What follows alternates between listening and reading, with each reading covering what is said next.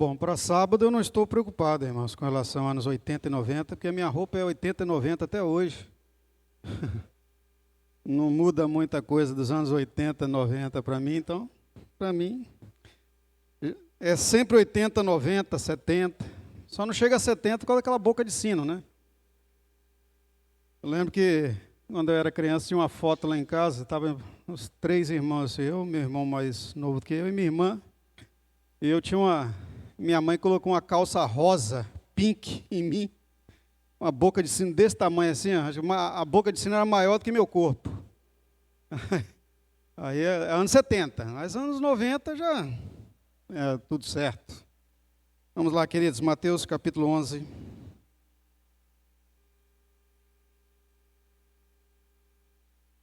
Eu queria desafiar aqui quem viveu nos anos 70 e não teve uma boca de sino daquele tamanho nas pernas.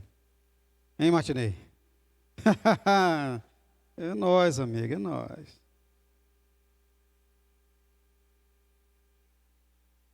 Se a gente não vestia, os pais colocavam. E se achando com calça rosa. Deus meu. Domingo passado mesmo eu estava de camisa rosa, irmãos, a culpa é da Hélida, tá? Ela acha que eu fico rosadinho de camisa rosa.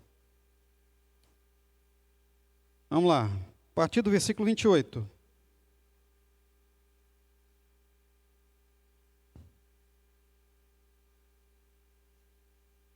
Quem está cansado nessa manhã? Levanta a mão. Tem alguns cansados aí, né? Quem está mais ou menos cansado? Apareceu outros. Tem gente que está descansada, irmão. É maravilha. Então, olha aqui, diz as Escrituras. Vinde a mim, todos os que estão cansados e sobrecarregados, e eu vos aliviarei. Tomai sobre vós o meu jugo, e aprendei de mim, que sou manso e humilde de coração, e encontrareis descanso para as vossas almas. Porque o meu jugo é suave e o meu fardo é leve. Repita comigo, o meu jugo é suave e o meu fardo é leve. Diga a pessoa que está próxima a você assim, Jesus fala com você. Pode sentar, amados. Pode sentar. O tema da palavra que vamos compartilhar nessa manhã, o chamado à glória. Quando eu coloquei esse tema aqui, o chamado à glória, algumas coisas vieram na minha cabeça imediatamente quando eu pensei assim, isso vai refletir também nos interlocutores, ou seja, aqueles que estarão me ouvindo na mensagem. Primeira coisa, não tem nada a ver com o bairro da Glória em Vila Velha.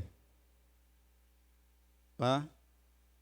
Também não tem nada a ver com relação a você ir para a glória. Ou seja, morrer e só ser ressuscitado ou ressurreto nos braços do Pai. Isso também é um chamado que Deus realiza em nossa vida quando nós somos elevados aos céus. Mas tem a ver um chamado para uma vida de vitória. É o que nós vamos compartilhar aqui. Bom, se é um chamado, a primeira coisa que nós temos que considerar é que pode ser atendido e pode não ser.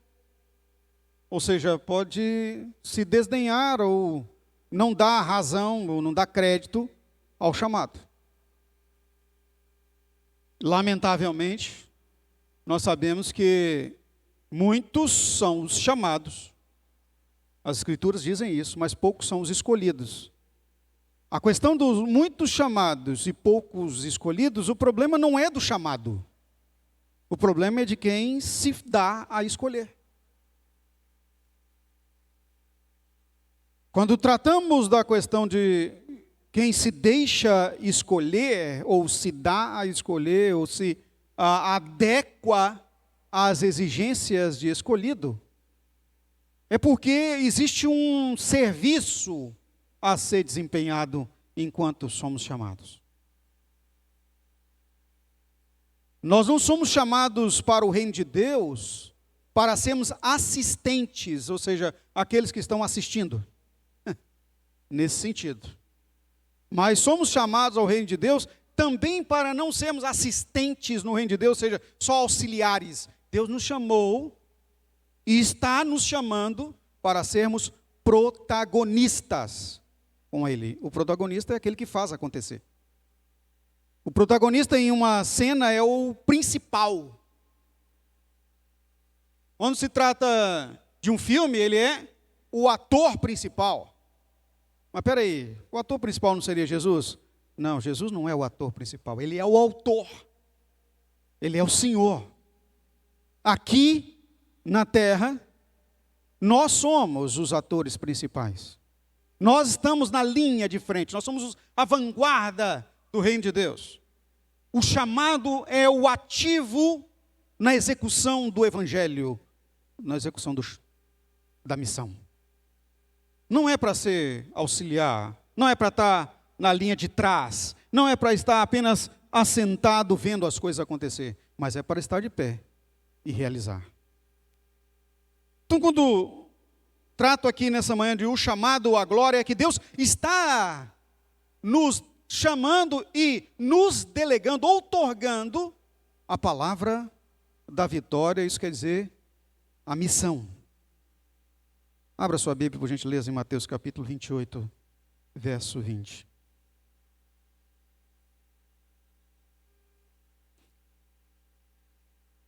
Ensinando-os a obedecer a tudo o que eu ordenei a vocês.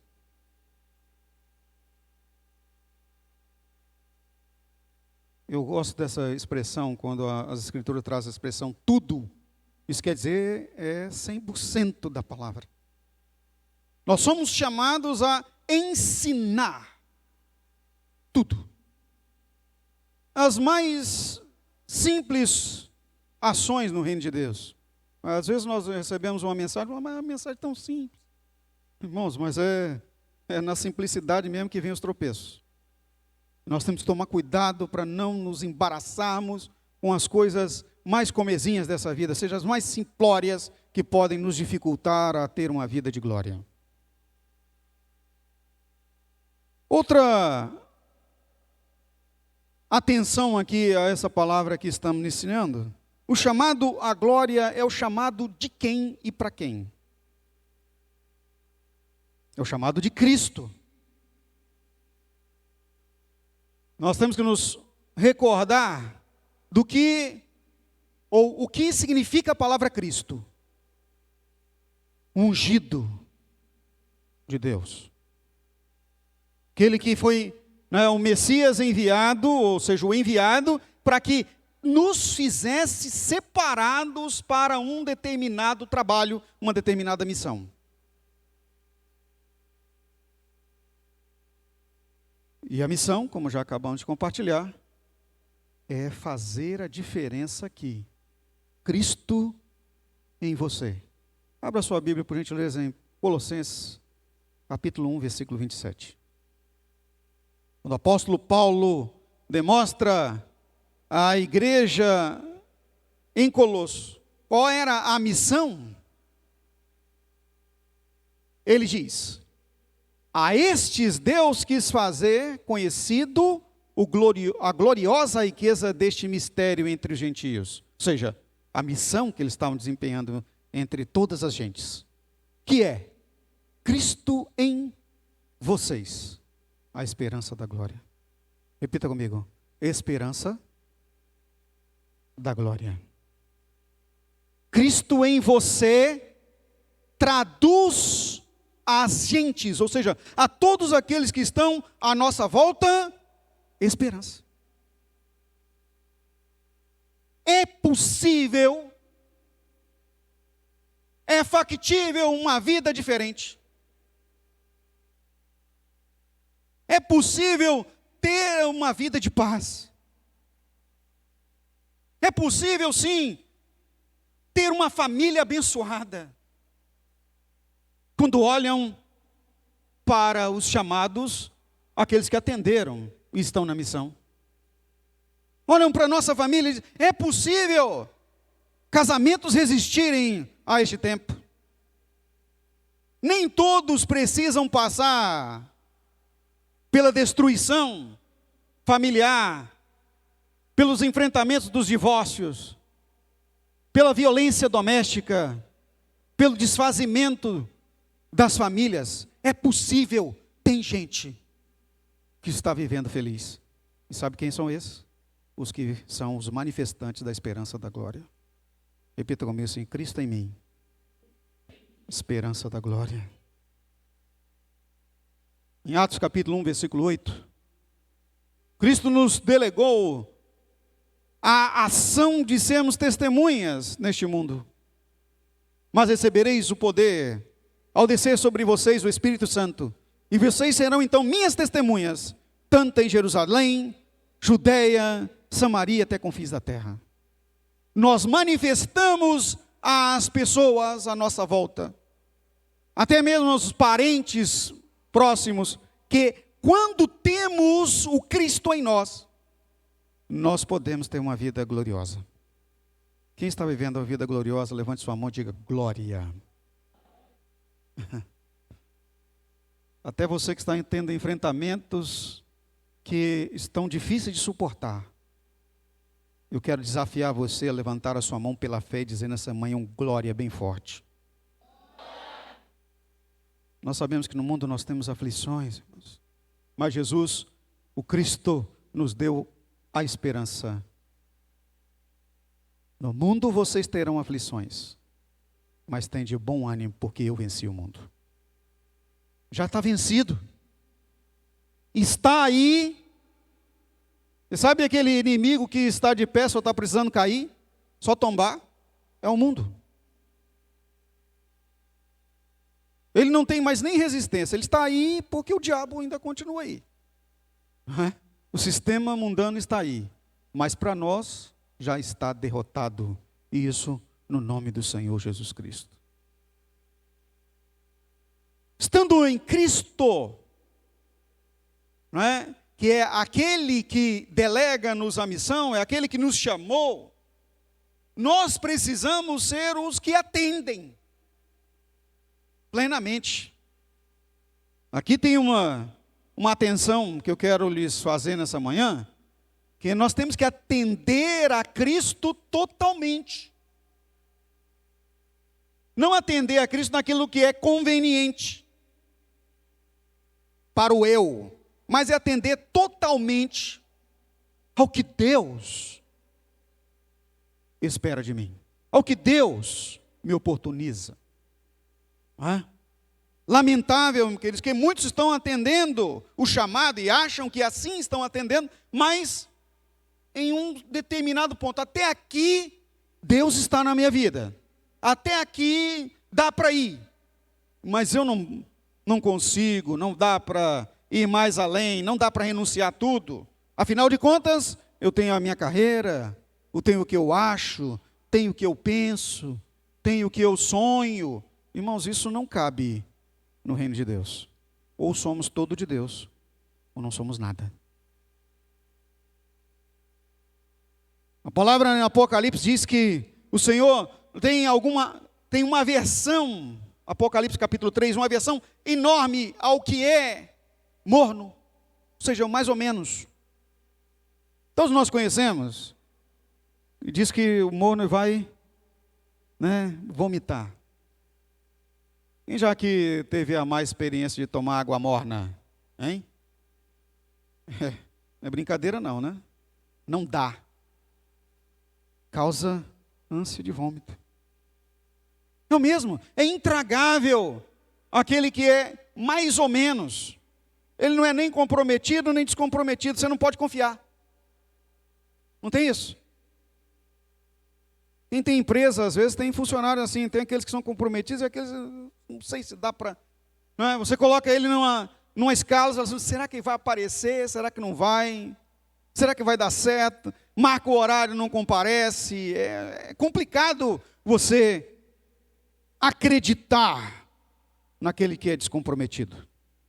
Imagina isso no reino de Deus, que não pode haver falha, porque o nosso Senhor não falha. É um Senhor que só faz as coisas acontecerem corretamente. Ele conta conosco para executar uma tarefa, uma ação, mas Ele não pode delegar a você, porque você é descomprometido, não dá para acreditar. Por isso que as Escrituras dizem que poucos são os escolhidos. Porque o escolhido é aquele que se faz, não só presente, mas comprometido com o reino, com a causa e abrindo mão de si mesmo.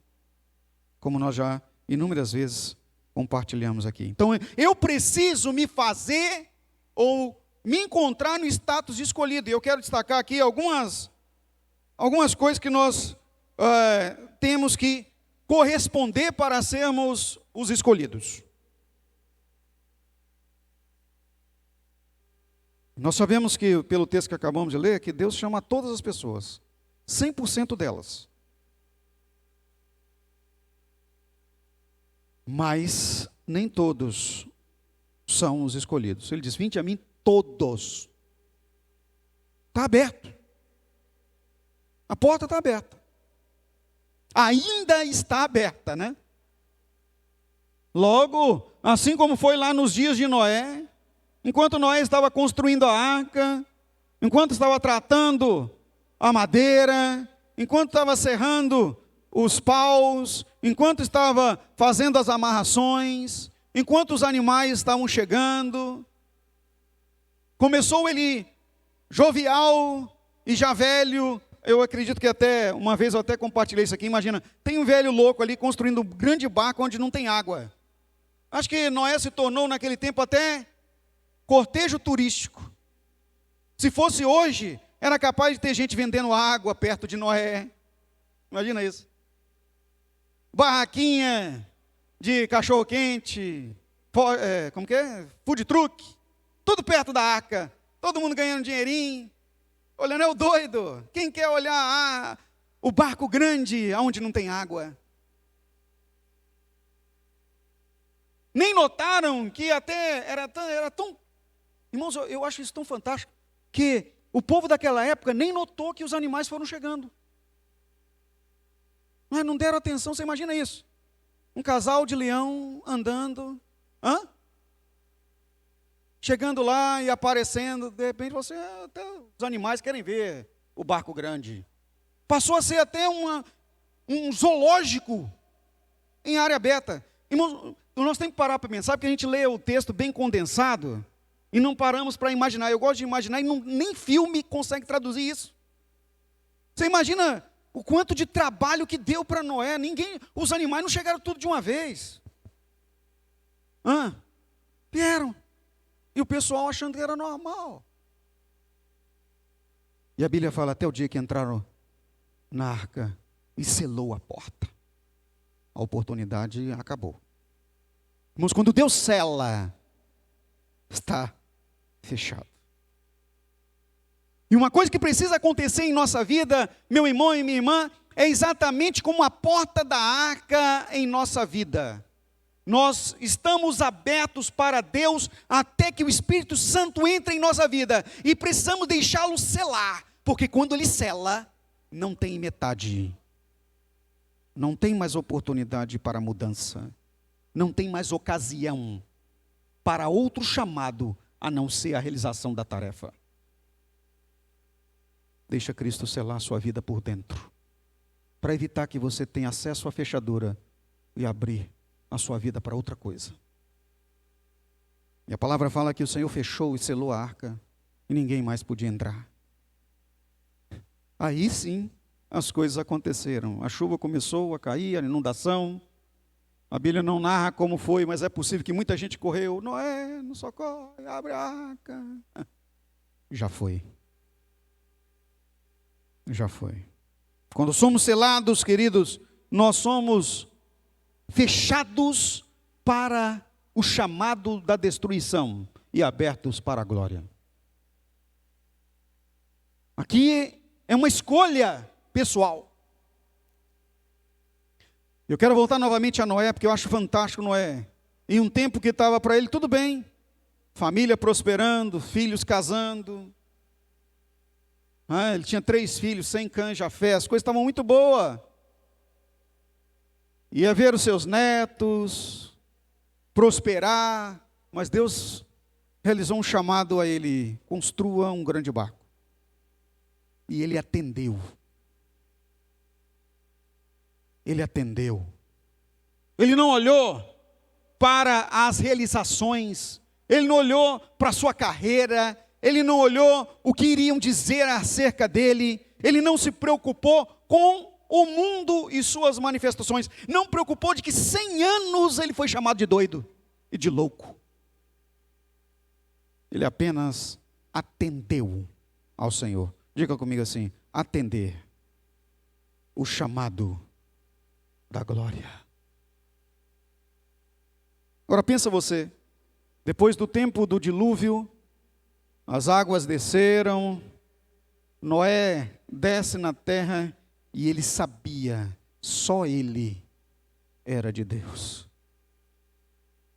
Jesus. Quando estamos com o Senhor, irmãos, nós temos certeza que o Senhor está conosco. Deus está comigo. Deus está comigo. Deus não nos abandona. Quando atendemos o chamado, Ele está conosco para o que der e vier. Trovões, tempestades, sensação de insegurança, quando é que vai acabar, se não vai acabar. A questão é, Deus não se esquece de nós. Eu acho fantástico nessa passagem Noé, quem já está lendo a Bíblia toda, já passou por essa parte aqui esse ano, né? Você vem num momento assim que Deus está lá fazendo as suas coisas e Noé está mantendo a arca dentro da arca com a mão de Deus sobre ele. E a Bíblia fala bem assim, ó, e lembrou-se Deus de Noé e sua família. Deus não esquece de você, nem dos seus. Repita comigo. Deus está lembrando de mim. Quando Deus lembra de nós, queridos, as tempestades são acalmadas por Ele. Ele fez as águas baixarem, Ele fez as coisas aplanarem, orientou em como viver depois da novidade da terra transformada. Para isso, nós precisamos ouvir Deus. Finalizar a palavra dessa manhã, para usufruirmos das promessas de glória, nós precisamos ouvir cabalmente, atentar e corresponder cabalmente com cada uma das orientações de Deus. As promessas são nos dispensadas, nós estamos em atenção ao chamado, nós estamos na realização da causa, nós estamos ativos, mas não é para fazer conforme você acredita ou você pensa. É para obedecer fielmente o que Deus diz. E como já sabemos, o que Deus diz está dito. O próprio Senhor Jesus diz, passará os céus e a terra, mas eu não volto com a minha palavra atrás. O que Deus diz está falado. E a promessa para nós, ela é grandiosa, que encerra em que nós iremos gerir com Cristo as nações. Mas enquanto estamos caminhando em atenção, dando atenção à promessa, eu destaco aqui 2 palavras neste texto que nós lemos. Jugo e fardo. Primeiro Jesus diz, vocês vêm a mim e me obedeçam, atentam todos vocês que estão cansados, eu vou aliviá-los, porque meu jugo é suave e meu fardo é leve. Tem gente que confunde as duas coisas. Jugo e fardo. Jugo e fardo são questões totalmente diferentes.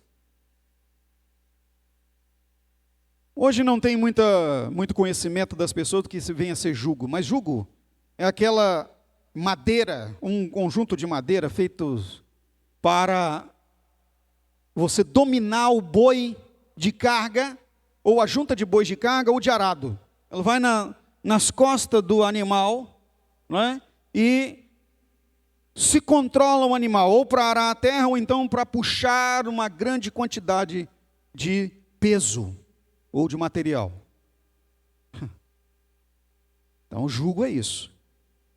Também existia jugo na época de Cristo e na época de Israel, porque o jugo era colocado em alguns escravos humanos para os dominar, controlar a sua maneira ou a sua vontade de viver e fazer as coisas. Era um pedaço de madeira com uns ganchos assim, e aquilo era colocado no escravo, infelizmente, daquela época, principalmente quando ele estava meio rebelde. Amarravam uma corda, pendurava num tronco na parede, e ele ficava esticado lá até que ele entendesse que ele deveria obedecer.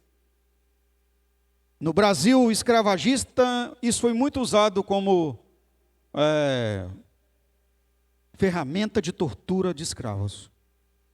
Na época do governo militar brasileiro, isso foi retomado como instrumento de tortura.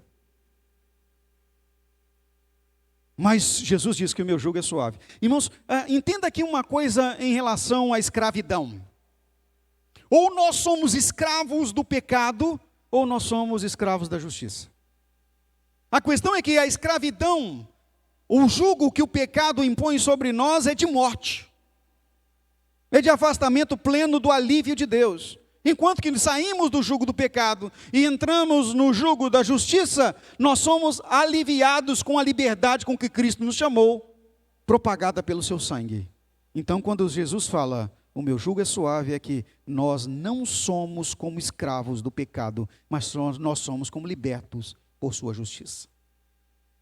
Não tem mais o jugo do peso nas nossas costas, porque Ele levou sobre si todas as nossas enfermidades, todas as nossas dores, todas as nossas mazelas, todo o nosso sofrimento na cruz. Então, quando ele diz, o jugo é suave, mas não acabou o jugo. E eu fiquei pensando, por que não encerrou o jugo? Por que não há liberdade para sempre? Por que não somos feitos imediatamente enquanto estamos aqui, livres? É porque nós temos um problema grave. Nós temos a situação do pecado, da nossa carne pecaminosa. Então o Senhor mantém ainda sobre nós o seu controle para nos proteger da nossa própria carne.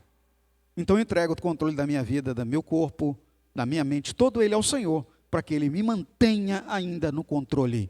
E o jugo é a sua palavra. É o controle. É a regra. E fardo?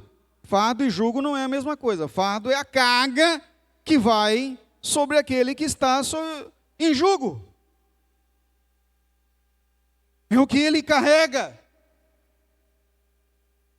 Enquanto que no Senhor nós temos o fardo leve, meu jugo é suave, meu fardo é leve. Jugo é suave, fardo é leve, a justiça é boa, é suave, é maravilhosa. Enquanto estamos na justiça, enquanto estamos cumprindo a lei, que nós não temos nenhum problema. Nós vivemos tranquilamente em paz. É ou não é assim? Até no mundo, até no sistema mundano. Quem está vivendo sobre a lei, ele está livre para comprar, ele está livre para empreender, ele está livre para exercer sua profissão, ele está livre para viver como cidadão comum, mas se ele fere a lei, ele cai nas iras da justiça e aí o jugo é pesado. Ele vai para trás das grades em alguns casos. Não é isso? No mundo. No caso do Senhor, é que enquanto estamos no Senhor, nós estamos no reino de Deus, na cidade de Deus, na família de Deus, na herança do Senhor para tudo que é bom. E ele diz, agora, o meu fardo é leve. Ou seja, nós não temos o peso maligno da dor que o pecado causa. O pecado em sua, vamos dizer assim, resultado extremo é a morte, é o afastamento total de Deus. Mas até chegar nesse momento da condenação plena, é terrível para quem sofre as consequências do pecado.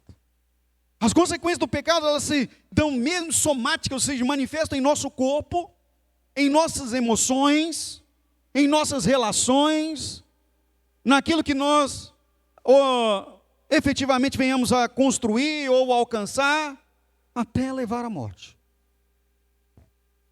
Tem gente que não suporta e até mesmo abrevia, tira sua própria vida enquanto está no fardo do pecado. O fardo do pecado é como se inúmeros sacos. Quem já teve o desprazer aqui de tentar pegar um saco de cimento? Levante sua mão. Eu vou dizer para vocês, irmãos, um dia desse fui pegar um saco de cimento, Deus o livre e guarda, né? E olha que na academia eu estava achando que eu estava top, levantando 15 quilos de cada lado, mais a barra, estava calculando, dava 50 quilos. Falei, é mole pegar um saco de cimento. Na hora que eu fui pegar o saco de cimento, né, todo aparado, para não dar problema na coluna, fui lá. Foi não. Tive que ter ajuda. Aí veio o camarada que trabalha na obra lá, meu, o que é isso, doutor? Pegou, colocou nas costas. Explicar ao senhor como carrega aqui. Pegou 2. Falei, Deus te abençoe, meu amigo. Ainda bem que por isso que eu estou pagando você para fazer a obra, né? O cara pegou 2 sacos de cimento, como pega aquelas comprinhas de supermercado. Eu falei, academia para mim, viu, Flávio, tem que ser muito mais forte. Até pensei em ir para a academia do Jackson, eu acho que eu vou para lá. O Jackson não está aí hoje, né? Acho que eu vou lá ser treinado pelo Jackson, porque eu preciso melhorar. Não consegui pegar nem levantar. Só fiz assim. E tem gente que está com um fardo de pecados muito mais do que saco de cimento nas costas. Já acorda com dor na alma. Vive com angústia sem fim. Como é que ele alivia isso?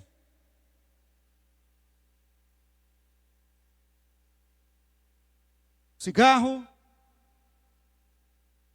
maconha, bebida, drogas injetáveis, comprimidos.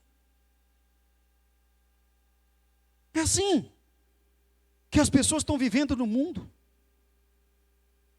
Sexta-feira à tarde eu estava no fórum.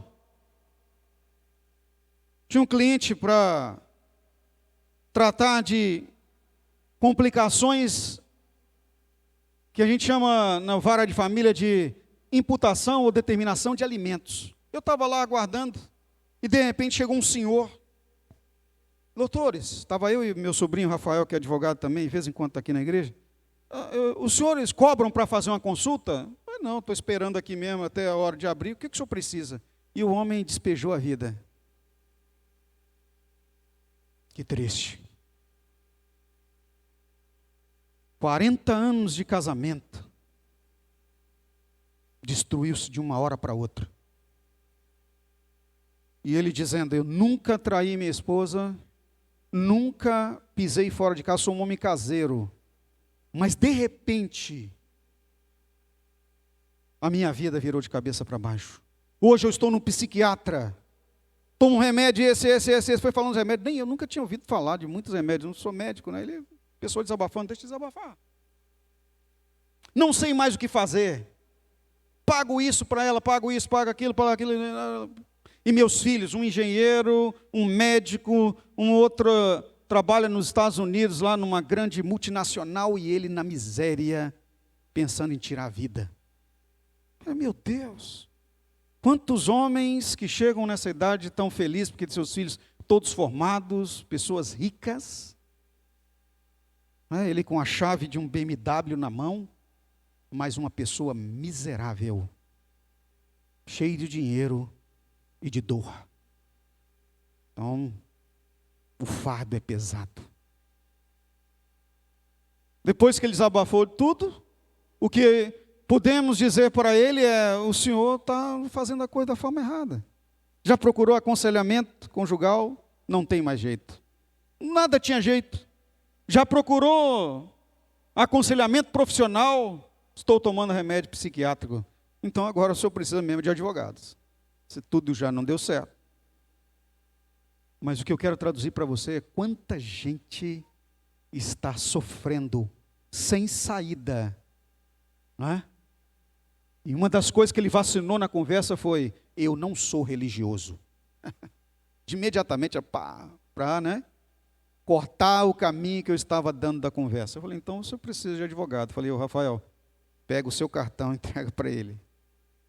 Porque para eu atender, a primeira coisa que eu ia falar era de Jesus, né? Então nós precisamos entender, irmãos, que Deus nos colocou aqui para fazer uma diferença. E é lógico que vamos nos ater às barreiras que as próprias pessoas colocam, né? Porque quando eu comecei a falar, introduzir Jesus, ele já me deu a poda na raiz.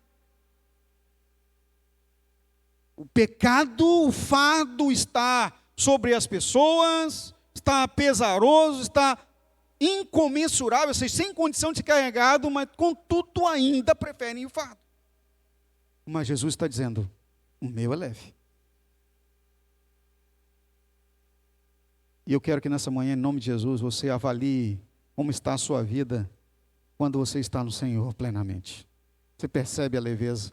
As coisas podem vir, mas você tem a certeza, você tem a esperança, você tem a certeza de que o Senhor é com você. Eis que eu estou com vocês todos os dias, até a consumação dos séculos.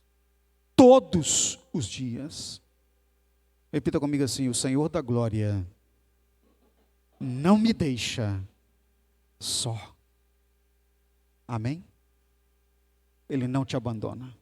Ele está carregando os nossos fardos. Ele está levando as nossas cargas. Na hora da angústia nós podemos clamar. Na hora da luta nós podemos suplicar. Na hora mais difícil nós temos certeza que Ele está nos carregando no colo. Deus é contigo. O Senhor Cristo está na sua vida. Ele te chama para te abençoar. Amém. Vamos colocar de pé em nome de Jesus.